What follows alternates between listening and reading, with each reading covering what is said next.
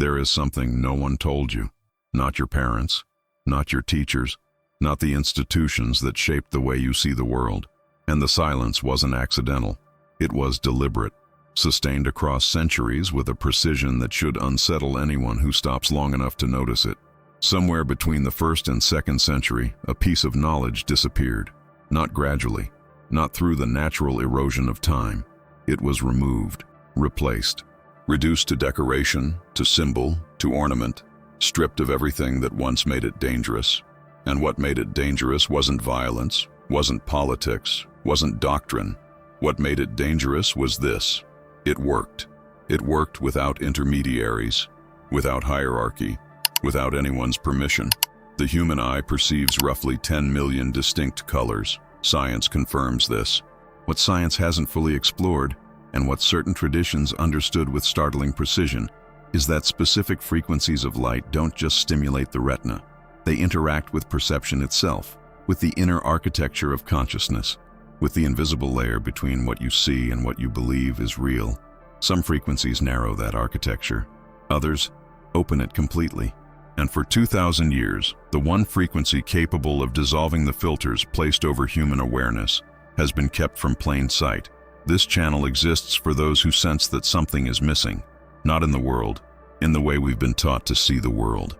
If you've ever felt that reality has a layer you haven't been allowed to access, that your perception has been quietly shaped by forces you can't quite name, this is your space.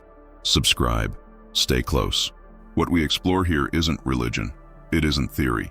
It is the quiet, relentless work of waking up. Every video is another layer removed. Every insight is a frequency restored. What you are about to hear has been reconstructed from fragments, Gnostic manuscripts, suppressed traditions, and the encoded wisdom of one of history's most misunderstood figures. Mary Magdalene didn't write a gospel to be debated.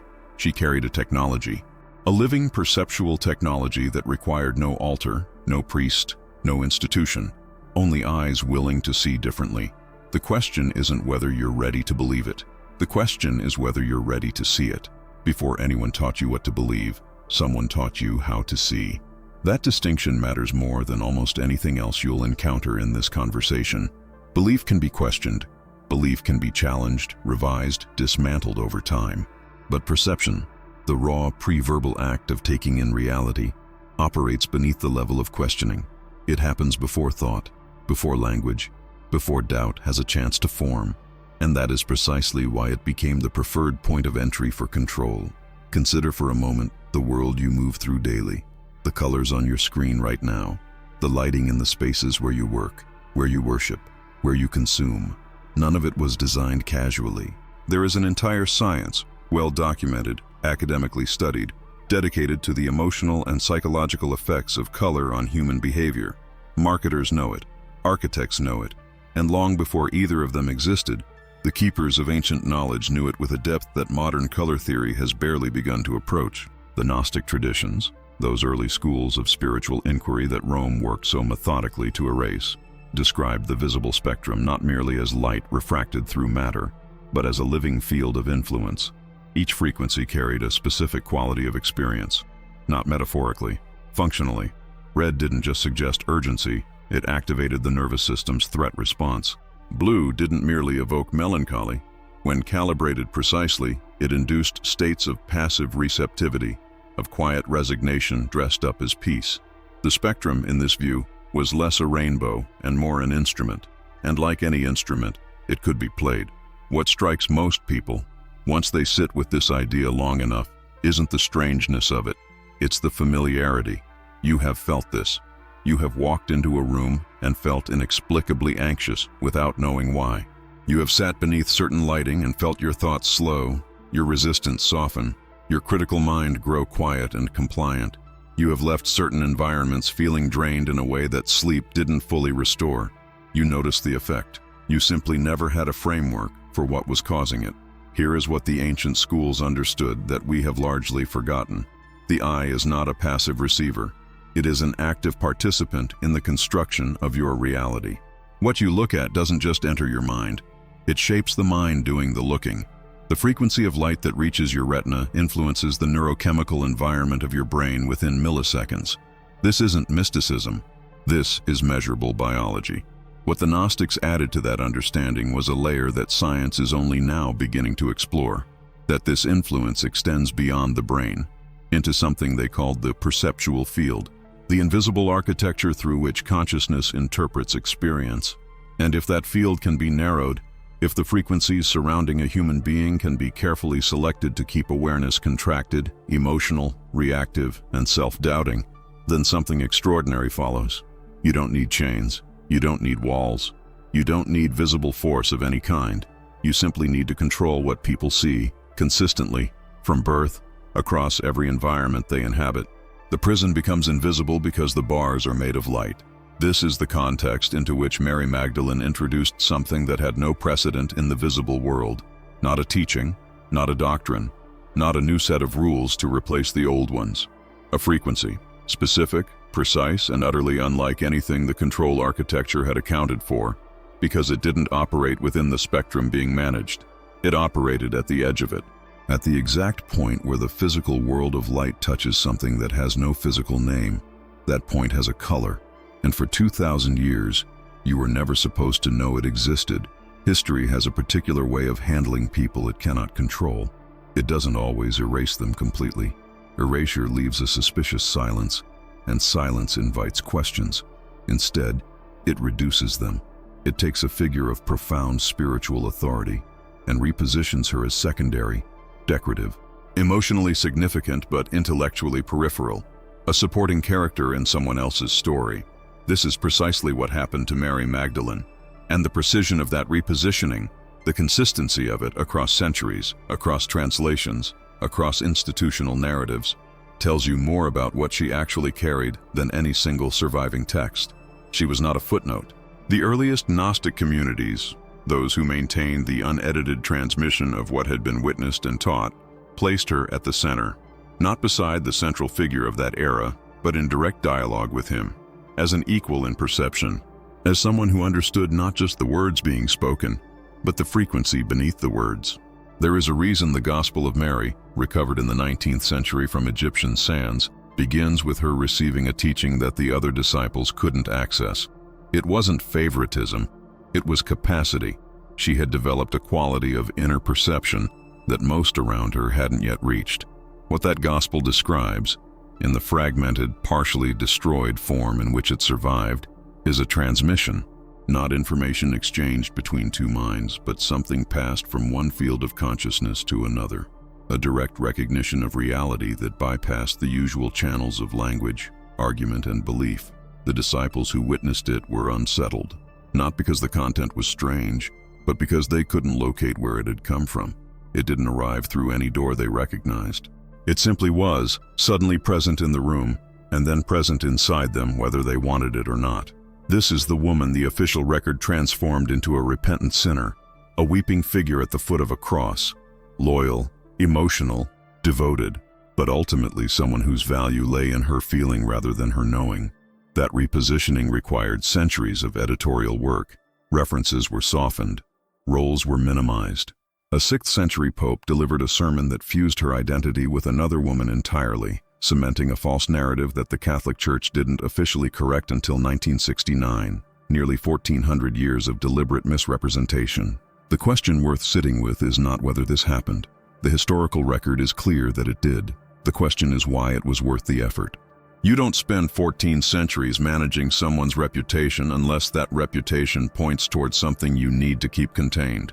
A weeping woman at a tomb is not a threat to any power structure, but a woman who carries a perceptual technology capable of dissolving the filters placed over human consciousness, a woman who can walk into a room of people who have lost all hope and restore their spiritual vision without a single word of doctrine. That woman is an existential problem for any system that depends on spiritual dependency. What she transmitted wasn't a belief system. It didn't ask for faith. It didn't require initiation into any lineage or loyalty to any institution. It required only one thing, a quality of inner attention that she could activate and, crucially, teach others to activate themselves. The frequency she worked with didn't come from outside. It was accessed from within, by learning to perceive from a different point in consciousness, a point that existed before the conditioning began, before the colors were chosen, before the architecture of managed perception was built around you.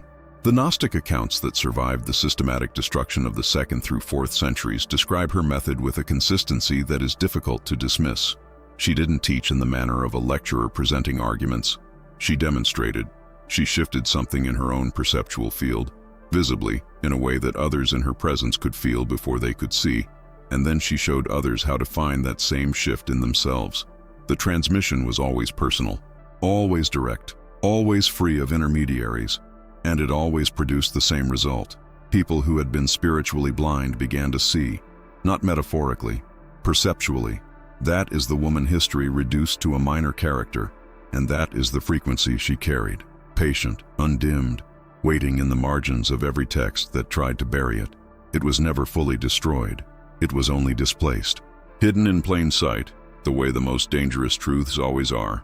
Not in locked vaults, but in the spaces between the words we've been given to describe reality. The frequency has a name, and in the next layer of this unfolding, we'll begin to approach what it actually is, and why, when you encounter it correctly, nothing in your perception of the world remains quite the same. There is a point at the edge of the visible spectrum where light behaves differently. Physicists know this zone. It sits at the far boundary of violet, where wavelengths grow so short that the human eye begins to lose its ability to process them consciously. What most physics textbooks don't explore is what happens at that precise threshold, not to the retina, but to the perceptual field behind it. Because at that edge, something unusual occurs. The brain stops categorizing. The automatic machinery of interpretation, the relentless internal narrator that labels, judges, and files every incoming experience into a pre-existing story, grows quiet, not from exhaustion, from recognition, as though something in that frequency reminds consciousness of a state it inhabited before the machinery was installed. The Gnostic traditions called it the divine violet, but the name was always secondary to what the name pointed toward. It wasn't a pigment. It wasn't a dye you could press from flowers or extract from stone. It existed at the intersection of two worlds, the physical spectrum of visible light and what the ancient schools described as the luminous field, the layer of reality that underlies matter without being reducible to it. In their language, it was the frequency where the monad, the original undivided source of consciousness, remained in contact with its incarnated fragments. Every human being in this view carried a thread of that original light. The divine violet was the frequency of that thread. What makes this significant, what separates it from the vast landscape of spiritual metaphor, is that it was never intended as a poetic description. The accounts that survive describe it as a technology, precise, repeatable, and teachable. Mary didn't activate it through extraordinary gifts unavailable to others. She activated it through a quality of attention so refined, so free of the usual filters, that the frequency simply emerged, the way a tuning fork begins to resonate when its exact frequency is sounded nearby. She had learned to become still enough, clear enough, undefended enough, that the monad's signal could move through her without distortion. And in her presence, others found that same stillness awakening in themselves. The Church Fathers who oversaw the editing of early Christian texts understood exactly what they were removing. This isn't speculation. The Nag Hammadi Library, discovered in 1945, contains fragments that reference chromatic frequencies in the context of spiritual perception with a specificity that has no parallel in canonical scripture. Translators working within institutional frameworks consistently rendered these references as generic mentions of purple, the color of royalty, of symbolic authority, of ecclesiastical vestments. The reduction was elegant. Purple remained. The transmission it once carried was quietly removed. What had been a living practice became an aesthetic tradition. Consider what was lost in that translation. An entire generation of early practitioners had access to a method of perception that required no building, no clergy, no approved text. They could activate a state of consciousness that dissolved the emotional residue of fear, guilt, and separation, not through years of disciplined practice, but through direct perceptual contact with a specific frequency. Communities using this method were described by outside observers as unusually coherent, unusually compassionate, and, most tellingly, unusually difficult to manipulate through the standard tools of social and religious control. They didn't respond to fear-based authority the way managed populations did. They saw through it, not because they were intellectually superior, but because their perception operated from a different point. That is the specific quality the suppression was designed to eliminate, not the belief, the perception. Because a person whose beliefs are wrong can be corrected, converted, redirected, but a person whose perception has fundamentally shifted, who sees from the point where the monad contacts its incarnated fragment, that person cannot be governed by the usual means. They are, in the precise sense of the word, free. Not free in the abstract, philosophical sense that can be endlessly debated. Free in the immediate, practical sense that the mechanisms of perceptual manipulation simply no longer find purchase in their awareness. This is what was hidden, not a secret society's password, not a coded map to a physical location, a shift in the quality of seeing itself, available to anyone, requiring nothing external, belonging to no institution and no bloodline, hidden not in a vault but in the space between violet and what lies beyond it. In the frequency your eye almost reaches and then, conditioned by centuries of managed perception, quietly turns away from. The manuscripts that preserved fragments of Mary's teaching describe the divine violet not as something you learn about, but as something you remember. The distinction is precise and important. Learning implies acquiring something new, something that wasn't there before. Remembering implies returning to something that was always present, covered perhaps, filtered, deliberately kept at the edge of perception where it remains technically visible but practically ignored, like a sound just below the threshold of conscious hearing that your body has been responding to all along without your knowledge. If something in this frequency is already beginning to resonate, if these words are landing not just in your mind but somewhere older and quieter beneath it, then you already know, on some level, what we are approaching. Subscribe to this channel, not for content, for continuity. This unfolding requires more than one sitting. And write in the comments the words, "I see beyond the veil," not as a declaration of arrival, as an intention, as the first deliberate act of perception from a point the system never accounted for. Let's slow down here. Because this is the chapter most people aren't prepared for. Not because the information is difficult to understand, but because once you understand it, you cannot comfortably return to not understanding it. There is a particular kind of discomfort that comes with seeing a mechanism clearly for the first time. Not the discomfort of confusion, but its precise opposite, the discomfort of clarity, of recognizing something that was always operating, always present, always shaping your inner world, while you moved through life attributing its effects to your own spontaneous emotions. The human nervous system is, among other things, a frequency response system. This is not metaphor. It is measurable, documented, and has been studied extensively in the fields of neuroscience, environmental psychology, and chronobiology. Your body responds to light frequencies before your conscious mind registers them. The amygdala, the brain's primary emotional processing center, receives visual input milliseconds before the prefrontal cortex does, which means your emotional response to a visual environment is already being generated before your rational mind has had a single thought about what it's seeing. You feel the room before you think about it. You respond to the frequency before you decide how to respond to it. This biological reality was understood, in different language, with different frameworks, but with striking functional accuracy, by the architects of ancient perceptual control. The Gnostic texts describe what they called archontic influence as operating precisely within this gap, the space between stimulus and conscious awareness, the milliseconds during which your emotional state is being shaped before your thinking mind can intervene. It is in that gap that frequencies do their most consequential work, not by forcing a particular thought, but by creating the emotional soil in which certain thoughts grow naturally and others find no purchase at all. Walk through a modern commercial environment and pay attention, not to what you think about what you see, but to what you feel before you think. The lighting temperature, the color saturation of displays, the specific hues chosen for signage, for product packaging, for the architectural surfaces surrounding you. None of these choices were made casually. There is an entire industry, worth billions of dollars annually, dedicated to the precise calibration of visual environments for behavioral outcomes. Increased purchasing impulse, decreased critical reflection, heightened emotional reactivity, lowered resistance to suggestion. The tools are sophisticated.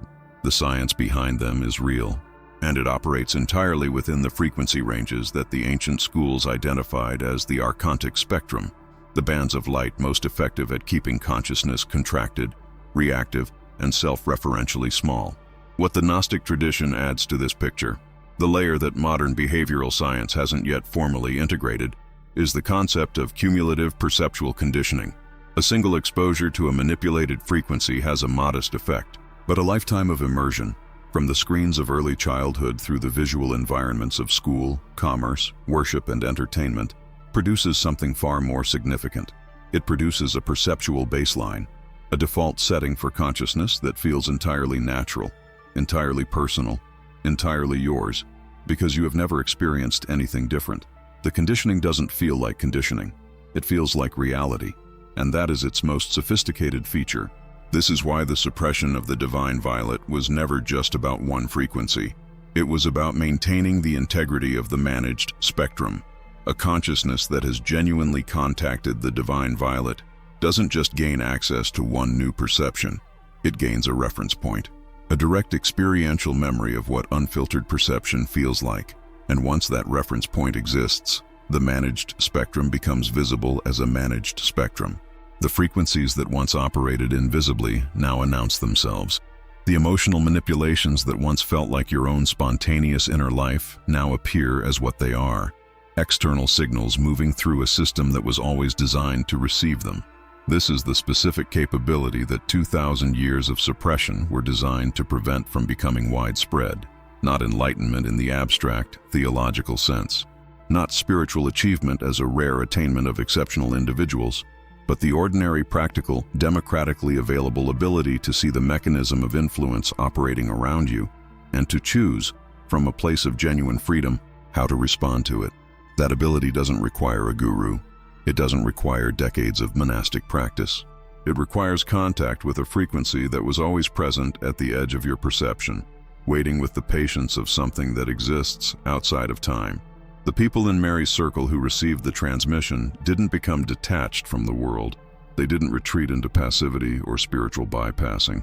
They became, by every surviving account, extraordinarily present, more engaged with reality, not less, more compassionate toward others, not more superior. The shift in perception didn't remove them from the human experience. It removed the filters through which the human experience had been quietly managed. They still felt, they still cared, they still acted in the world, but they did so from a place that the architecture of control had no map for, because the architecture was built to manage a consciousness operating within a specific frequency range, and they were no longer operating within it. The mechanics of invisible influence depend entirely on invisibility. The moment the mechanism is seen, truly seen, not just intellectually understood but perceptually contacted, its power over the one who sees it is functionally over. This is not a promise. It is a description of how the system works, confirmed by every tradition that successfully preserved fragments of this knowledge despite centuries of organized suppression. The frequency doesn't fight the managed spectrum. It simply makes it transparent. And transparency for a system built on opacity is the only thing it cannot survive. Everything that has been said until this point leads here, not to a conclusion, to a threshold, because knowledge about a frequency and direct contact with that frequency are separated by a distance that no amount of additional information can close. You can understand, completely and accurately, how a particular quality of light interacts with human perception. You can trace its history, map its suppression, recognize its absence in the world you move through daily, and still remain on the outside of what Mary's transmission actually was. The threshold between understanding and experiencing isn't crossed by accumulating more of what brought you to the edge. It's crossed by a different kind of movement entirely, one that goes inward rather than forward.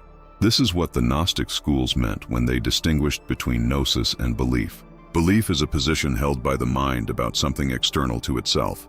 Gnosis is direct perception, the mind knowing something the way the hand knows heat, not through argument, not through faith, not through the authority of someone else's experience, but through immediate, unmediated contact. Mary's method was always oriented toward gnosis, toward creating the internal conditions in which direct perception becomes possible. Not manufacturing an experience, but removing the layers of conditioned seeing that prevent an experience that is already available from being received. The practice she transmitted has survived in fragmented form across several Gnostic lineages that maintained underground continuity through the centuries of institutional suppression. What emerges from comparing those fragments is a method of striking structural consistency. 3 distinct phases, each preparing the ground for the next, none of them requiring anything external to the practitioner. No tools, no substances, no authority figure to validate the experience, only a quality of inner attention, progressively refined until the perceptual field becomes clear enough to receive what was always being transmitted. The first phase is what the manuscripts call preparation of the inner eye. Find stillness, not the forced stillness of suppressed thought, but the natural stillness that emerges when attention is given a single, gentle point of rest. The region between the eyebrows, long associated across multiple independent traditions with non-ordinary perception, serves as that point. Not because of mystical anatomy, but because sustained, relaxed attention directed there produces measurable shifts in brainwave activity. A movement toward the alpha-theta boundary, where the gap between stimulus and conscious awareness begins to widen. In that widened gap, the automatic machinery of conditioned perception slows. Not stops, slows. Enough for something else to become perceptible. The second phase is what the texts describe as the remembering. This is the most counterintuitive element of the practice for a modern mind, because it asks not for effort, but for recognition. While holding the gentle attention of the first phase, you allow the awareness of your own nature to surface, not as a thought about yourself, not as an affirmation of something you want to believe, but as a quiet, direct recognition of what you actually are beneath the accumulated layers of identity, history, and conditioned response. The Gnostic framework names this the monad's fragment, recognizing its origin. The language matters less than the movement it points toward, a turning of awareness back toward its own source. 3 times, silently, with the full weight of genuine intention, I see with the eyes of the monad. My perception is sovereign. I recognize truth beyond the architecture of illusion. The third phase cannot be produced. It can only be received. With the inner eye prepared and the remembering activated, the practitioner remains open, genuinely, vulnerably open, without agenda, without the subtle grasping that comes from wanting a particular experience. And in that openness, at the edge of the visible field where violet approaches its physical limit, something appears that carries none of the qualities of imagined color. It is not manufactured by the mind trying to comply with an instruction. It has a quality the manuscripts consistently describe with the same word across multiple languages and centuries: alive, a presence rather than a pigment, intelligent rather than inert, serene in a way that bypasses emotional interpretation entirely and lands somewhere older, somewhere that recognizes it before the thinking mind has formed a single word about what it's perceiving. Not everyone receives this in the first sitting. The manuscripts are honest about this, and that honesty is itself a marker of authentic transmission, because manufactured spiritual systems always promise immediate results. Some practitioners report contact within minutes. Others describe a gradual sensitization across days or weeks, a progressive clearing of the perceptual field until the frequency that was always present simply becomes impossible to miss. The consistency across accounts isn't in the timeline. It's in the nature of what arrives when the conditions are genuinely met, and in what follows its arrival. What follows is not dramatic in the way spiritual cinema has conditioned us to expect. There is no overwhelming light show, no dissolution of the ego in a torrent of bliss. What practitioners consistently describe is something quieter, and in its quietness, far more permanent. A shift in the baseline of perception. The world looks the same. The colors in it remain the colors in it, but the way those colors land in consciousness has changed. The frequencies that previously moved through the perceptual field and triggered automatic emotional responses, the reds that tightened the chest, the curated blues that softened resistance, the entire managed spectrum operating invisibly through every screen and space, now arrive with a kind of transparency. You see them, you see through them. The mechanism that was invisible becomes visible. And visibility, as we have established, is the end of its power over you. Mary taught this practice in groups deliberately small enough for genuine transmission to occur, not because the knowledge was meant to remain exclusive. The surviving accounts consistently emphasize that she understood this as something that belonged to every human being without exception, but because the quality of attention required for the third phase is genuinely difficult to sustain in environments of high stimulation. The modern world, with its relentless visual noise, its infinite scrolling, Its algorithmically optimized streams of emotionally charged imagery is in many ways the most challenging environment in human history for this kind of perceptual work, which is also why it may be the most necessary moment in human history to do it. The 21 days that appear across multiple preserved fragments of her teaching aren't arbitrary. Neuroscience has independently arrived at similar timelines for measurable shifts in default neural patterns, the baseline settings of perception that govern how reality is processed before conscious thought intervenes. 21 days of consistent practice, even brief daily practice, begins to create a new perceptual reference point, not replacing the old conditioning overnight, but establishing alongside it a lived, experiential memory of what unfiltered seeing feels like. And once that memory exists, once you have genuinely touched the frequency even once, the managed spectrum can never again operate with the same invisibility it depended on. You have seen behind it. That seeing does not unhappen. We began with a silence, a deliberate, sustained, carefully maintained silence stretching across 20 centuries. And now, at the end of this unfolding, it's worth sitting with what that silence actually means, not as an abstraction, but as something personal. Because the knowledge that was suppressed wasn't suppressed from humanity in general. It was suppressed from you, specifically, from the version of you that was born into a world of managed frequencies, conditioned perception, and carefully curated visual environments. From the version of you that felt, at various points in life, a vague and nameless sense that something essential was missing, not from the world, but from the way you had been taught to see it. That feeling wasn't confusion. It wasn't weakness. It wasn't a symptom of anything that needed to be corrected or medicated or counseled away. It was accurate perception trying to surface through layers of frequency it was never designed to navigate alone. It was the monad's fragment pressing against the edge of the managed spectrum, sensing the divine violet just beyond the boundary it had been conditioned not to cross. You were never broken. You were filtered. And there is an enormous difference between those two things. A difference that changes everything about how you understand your own history and everything about what becomes possible from this point forward. Mary Magdalene didn't carry this frequency for herself. The accounts are unanimous on this point. Every activation described in the surviving manuscripts was oriented outward, toward others, toward the people in a room who had lost their capacity to see beyond the weight of their circumstances. She understood that the transmission had no value as personal possession. It only fulfilled its nature in the act of being shared. The divine violet doesn't accumulate. It moves. It passes from one awakened perceptual field to another, the way a flame passes between candles, giving everything, losing nothing, multiplying without diminishing. This is the model she left. Not an institution, not a hierarchy. A living transmission between conscious beings who have chosen, freely and without coercion, to see clearly. That transmission reaches you now, not despite the 2,000 years of suppression, but in some sense because of it. Every attempt to bury this frequency confirmed its importance. Every editorial erasure pointed, for those with eyes to see, toward the precise location of what was being hidden. The silence itself became a map, and the fact that you are here, at the end of this particular unfolding, having stayed with each layer as it was removed, that is not casual. Something in your perceptual field recognized the frequency of what was being described before your conscious mind finished processing the words.